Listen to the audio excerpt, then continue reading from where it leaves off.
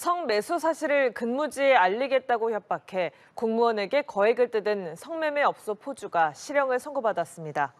청주지법은 오늘 공갈 등 혐의로 재판에 넘겨진 30대 남성 A씨에게 징역 1년 6개월을 선고했다고 밝혔습니다.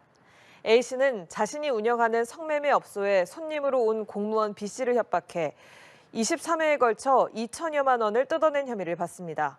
A씨는 사채업자로부터 빚을 갚으라는 독촉을 받자 이 같은 범행을 한 것으로 조사됐습니다. 여러분들 정보공개 청구는요, 허위 답변을 하면 허위 공문서 작성죄가 돼요. 공개되는 문서가 네. 그것 역시도 공문서이기 때문에 공문서입니다. 그 허위 공문서를 작성한 목적이 여러 가지 비리를 감출 목적이거나 자신들의 어떤 뭔가를 감출 목적이면 이거는 또 이제 허위 공문서 행사죄가 됩니다. 이걸 보고 계시는 공무원분들도 제가 말씀드리는데 이걸로 기소가 된 분들이 꽤 있습니다. 얼마 전 같은 아파트 주민을 무참히 살해한 두 남성이 있습니다.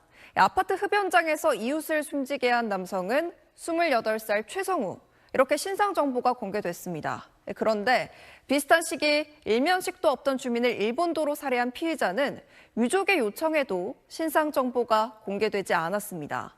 두 사건의 공소장을 비교해보면 망상에 빠졌다, 범행이 잔혹했다는 면에서 비슷한데 왜 이렇게 정보 공개 여부가 달랐던 건지 편광현 기자가 취재했습니다. 한 남성이 엘리베이터에서 내려 걸어 나옵니다. 지난 8월 아파트 흡연장에서 28살 최성우에게 살해당한 70살 A씨의 마지막 모습입니다.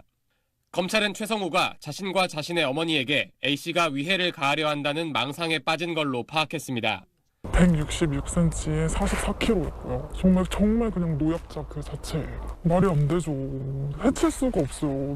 서울 북부지검은 살인 혐의가 중대하고 수법이 잔인하다는 등의 이유로 최성우의 얼굴과 이름, 나이 등을 공개했습니다. 하지만 이 사건과 비슷한 지난 7월 일본도 살인 사건은 결과가 달랐습니다. 이 사건 공소장에도 가해자가 자신과 마주친 이웃이 중국 스파이라는 망상에 빠진 채 범행을 저질렀다고 적혀 있습니다. 하지만 서부지검은 유족의 신상정보 공개 요청에도 가해자를 비공개하기로 결정했습니다. 유족들의 2차 피해 등이 우려된다는 이유에서입니다.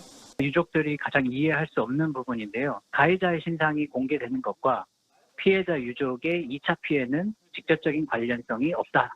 중대범죄 피의자 신상정보 공개는 내부와 외부 전문가 7명 이상으로 구성되는 신상공개위원회가 판단합니다. 하지만 지역마다 또 검찰과 경찰마다 별도로 위원회를 운영하고 있다 보니 일관성이 부족하다는 지적이 나옵니다. 사례들이 쌓이지 않는 그런 상황이 자의적인 그런 어떤 판단, 그걸 갖다 완전히 없애기는 쉽지 않을 크고. 전문가들은 신상정보 공개의 구체적인 기준 마련과 함께 영장제도처럼 단일 절차로 심사받는 제도 마련도 검토해야 한다고 조언합니다. SBS 편광현입니다.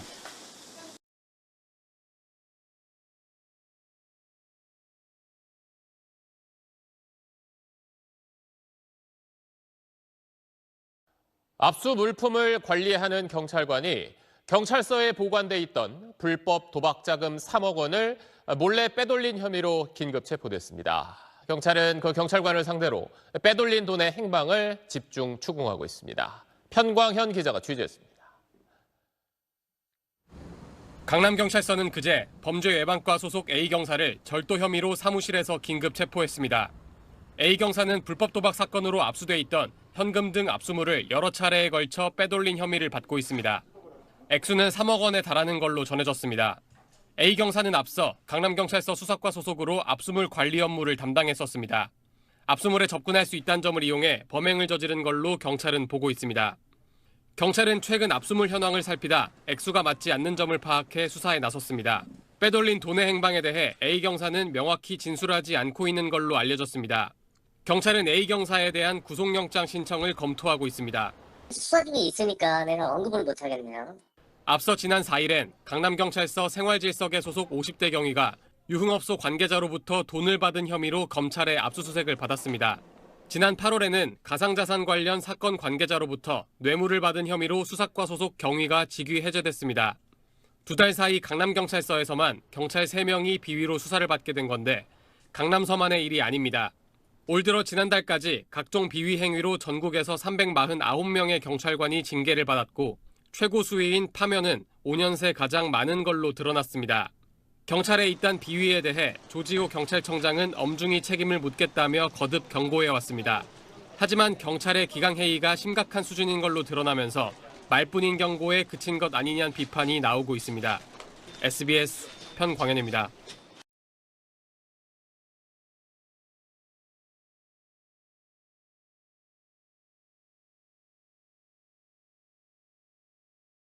성매수 사실을 근무지에 알리겠다고 협박해 공무원에게 거액을 뜯은 성매매 업소 포주가 실형을 선고받았습니다. 청주지법은 오늘 공갈 등 혐의로 재판에 넘겨진 30대 남성 A씨에게 징역 1년 6개월을 선고했다고 밝혔습니다. A씨는 자신이 운영하는 성매매 업소에 손님으로 온 공무원 B씨를 협박해 23회에 걸쳐 2천여만 원을 뜯어낸 혐의를 받습니다. A씨는 사채업자로부터 빚을 갚으라는 독촉을 받자 이 같은 범행을 한 것으로 조사됐습니다.